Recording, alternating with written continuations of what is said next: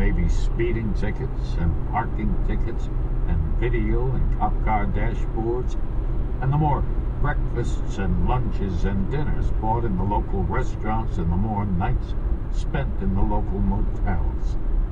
All these things should be checked out, as well as what the neighbor knows. O'Day worked his mouth, opening it then closing it like he was rehearsing different answers.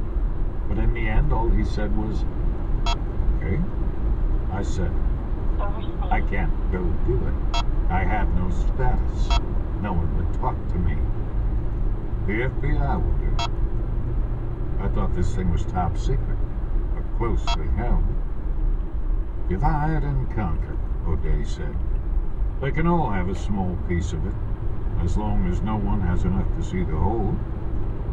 And I recommend they start yesterday.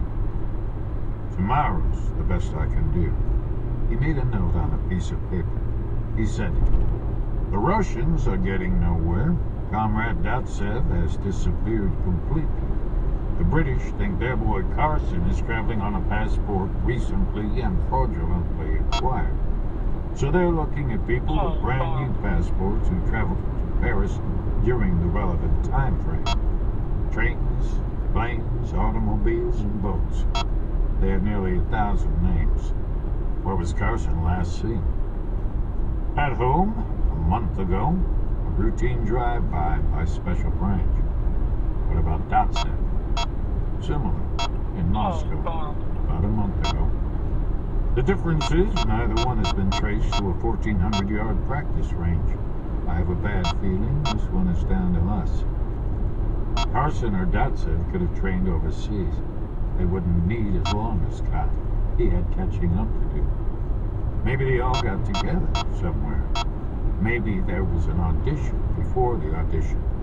Maybe there was a three-way competition. Winner gets the job." O'Day said, "Hazard reported ahead." I said, "Do we have photographs?" He opened a red file folder and took out 4 headshots, all color. He slipped one out of the pile and discarded it. A curly-haired guy with a tan and a guileless smile. Rozat, presumably, the Israeli, no longer a suspect.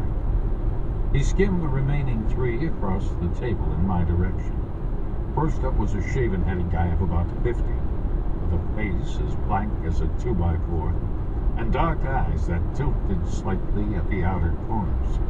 Mongolian blood in there somewhere. "Fyodor Datsev," O'Day said. 52 years old, born in Siberia. Then came a guy who might have started out pale, but who had gotten lined and darkened by sun and wind. Short brown hair, a watchful gaze, a busted nose, and a half-smile that was either ironic or threatening, depending on how you chose to look at it. "William Carson," O'Day said. "Born in London, 48 years old." Last up was John Cott. Some people got bigger with age, bloated and doughy, like Shoemaker, for instance. But Cott had gotten smaller, wiry, boiled down to muscle and sinew. His checked cheekbones were prominent and his mouth was a tight line. Only his eyes had gotten big. Hazard reported ahead. O'Day said, "That's his prison release picture, the most recent we have." An unsavory trio. I butted the photographs into a stack and slid them back.